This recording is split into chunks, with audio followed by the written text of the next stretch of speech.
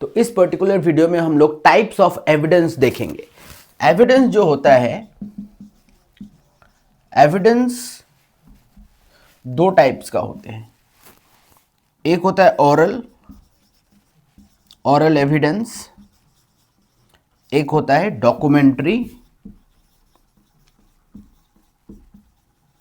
Documentary evidence. अब oral evidence जो है इसको टू टाइप्स में अगेन डिवाइड किया जा सकता है। एक होता है direct evidence, direct oral evidence. एक होता है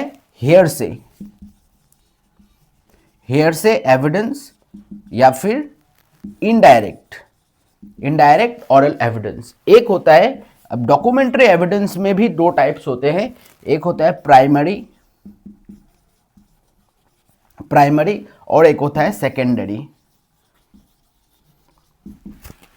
evidence. Two types. Oral evidence वो होते हैं जो हम लोग ऑरली कोर्ट में सबमिट करते हैं। अगर कोई विटनेस आया और ऑरली अगर कुछ घटने के बारे में या कोई फैक्ट के बारे में अगर बता रहा है, that is called oral evidence. तो ओरल एविडेंस दो टाइप्स के होते हैं, एक होता है डायरेक्ट और एक होता है हेयरसे। डायरेक्ट एविडेंस वो होता है जो विटनेस अपने पांचों सेंसेस, अगर वो विटनेस खुद उस चीज को होते हुए देखा है, कोई चीज को फील किया, अगर खुद ही किया है, तो दैट इज कॉल्ड डायरेक्ट। ठीक है। और हियर से मतलब वो डायरेक्टली उस चीज को विटनेस नहीं किया है, उस चीज को होते हुए वो नहीं देखा है, बट उसके बारे में किसी ने उसको बोला है एंड वो अगर आके कोर्ट में अपना डिपोजिशन देता है, दैट इज कॉल्ड हियर से एविडेंस।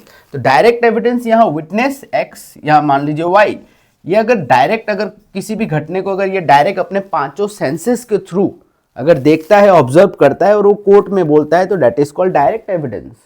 अगर मानो इसको अगर किसी और ने इसको कहा और इसने अगर कोर्ट को बोल रहा है, तो दैट इज कॉल्ड इनडायरेक्ट और हियर से एविडेंस।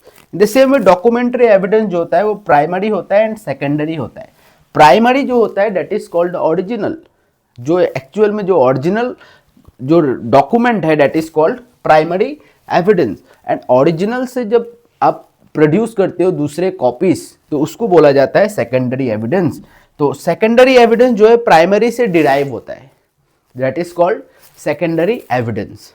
तो this is the various types of evidence.